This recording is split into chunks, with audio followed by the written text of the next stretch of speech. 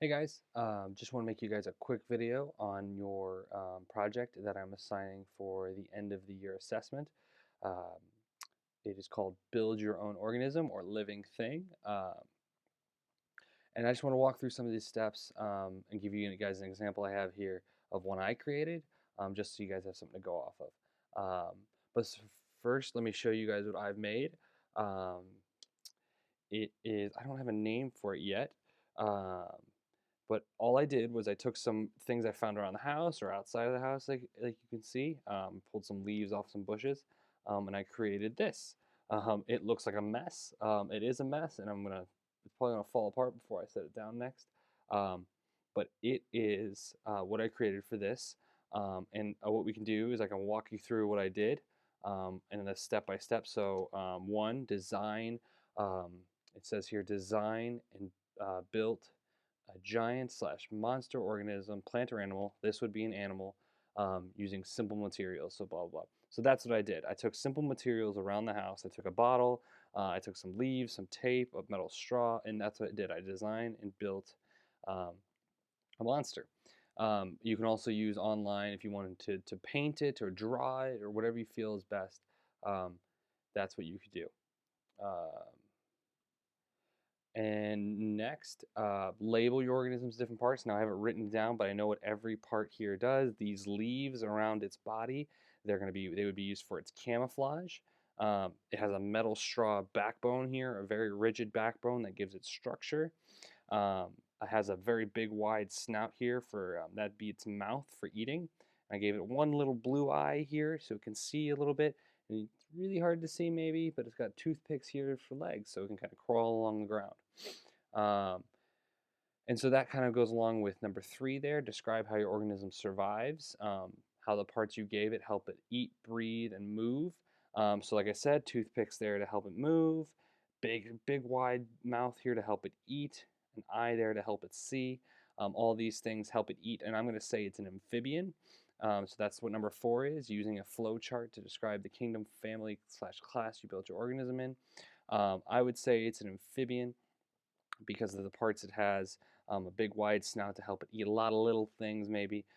These green plants around it kind of help it to look like something maybe in a pond to help it hide from predators. And a rigid backbone. We know amphibians, from what we've been talking about recently, are vertebrates, so that would help me describe it there. It has kind of a wet, slimy outside maybe if I were to coat it in a little bit of water. So what I'm talking about here is this flow chart here. So does it move from one place to another? Mine does. Yes, it has these toothpicks to help it move. So there we know. We know it's an animal. Does it have a backbone? Yes, this metal straw is its backbone. So we know it's a vertebrate. Moving down. So you can answer these on your own time, for your own animal. But for mine, I said, does it give birth to live babies? No, because I wanted it to be an amphibian. Does it have feathers? No. These would be more like, this would be more like what it looks like, not actual leaves if it was real. Does it have gills? I didn't give it gills. Does it lay eggs in water? I'm going to say yes because I want it to be an amphibian because it lives partially in the water. If you keep scrolling down, there's a lot of different information here. Um, just kind of review about what invertebrates are, what arachnids are, birds, telling you a little bit about each one and helping you guide your journey in creating your organism. So let's go back to the top here real quick. So that was number 4. And number 5, what sort of environment would the organism be found in? Again, I want you guys to put this all in maybe a Word document describing this more in detail. Um, but I would say mine would be found maybe in a wet pond somewhere like Ireland. Um, and how does it adapt to its environment, um, as a predator and as a prey? So I said it adapts to environment. It eats really small things. That's why it has such a wide mouth here, and it uses its camouflage to hide from other predators. And just as a little hint, if you guys don't want to make maybe an animal, you want to design a different kind of plant maybe. I'm going to set this down before it falls apart. You want to design a plant. Um, we in biology and in science, we know that anything that eats something else and anything that is eaten by other things is defined as a predator or prey. And we know of things that eat plants, right? Think of a giraffe eating the leaves of a tree. That would make that plant a prey. So you can answer this question even if you design a plant.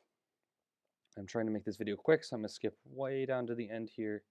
Um, and I am going to send this is at the end of this document I'm going to send you, and I'm going to send it as a separate document. This is how I am going to mark this project. It's a rubric for Make a Monster first year science project.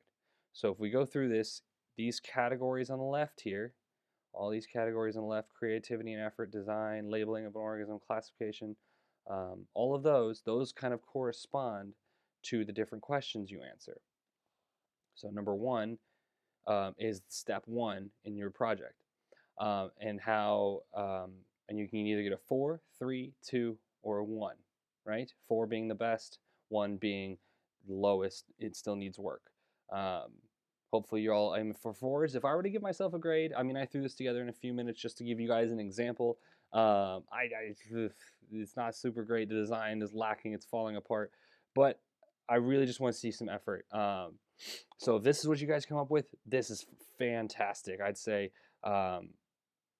this is pretty, I mean, if you guys are making things with your hands, I think that's awesome. I'd like to see more handmade ones than I would like to see, just scribbling on a piece of paper. But make sure, but that the labeling is important, making sure that you actually tell me, okay, these leaves, these are camouflage. This mouth here is its mouth. Um, Classification and taxonomic rank, that's just walking through the flowchart I had there at the top. Is it an amphibian, a bird, maybe it's a plant, maybe it's an invertebrate, maybe it's an insect of some kind. Um, and then how well does it live in its environment? This is where you kind of tell me, so the mouth is for eating small things, but the camouflage helps hide it from big things. That's what I'm talking about there. So yeah, if you guys have any questions, please feel free to let me know. And I will get back to you over the course of these coming weeks. Thanks, guys.